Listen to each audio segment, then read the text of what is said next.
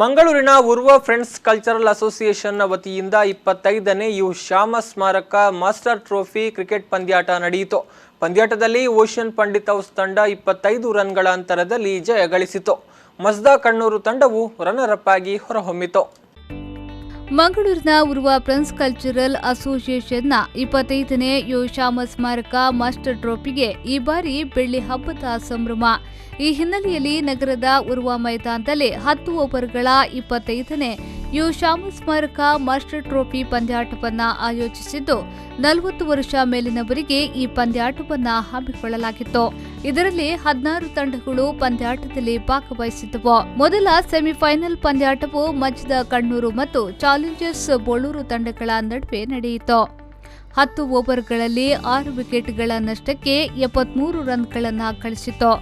Mazda Kannur ತಂಡವು 8 ಓವರ್ಗಳಲ್ಲಿ 5 wicket ನಷ್ಟದಲ್ಲಿ 78 ರನ್ಗಳನ್ನು ಗಳಿಸಿ 5 ರನ್ಗಳ ಅಂತರದಲ್ಲಿ ಜಯ ಗಳಿಸಿತು. ದ್ವಿತೀಯ ಸೆಮಿಫೈನಲ್ನಲ್ಲಿ ವಿಜಯಲಕ್ಷ್ಮಿ ಮತ್ತು ಓಷನ್ ಪಂಡಿತ್ ಹೌಸ್ ತಂಡಗಳ ನಡುವೆ ನಡೆಯಿತು.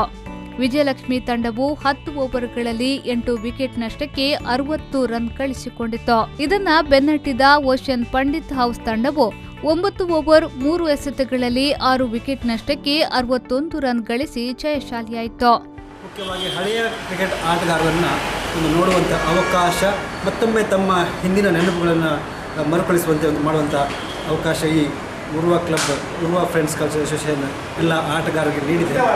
ಈ ಒಂದು ಟೂರ್ನಮೆಂಟ್ನಲ್ಲಿ ಉಚಿತವಾಗಿ ಚೆಂಡುಗಳನ್ನು ಯಾವುದೇ ಎಂಟ್ರೆನ್ಸ್ ಫೀಸ್ ಇಲ್ಲದೆ ಕೂಡ ಮಾಡ್ತಾ ಇದ್ದಾರೆ.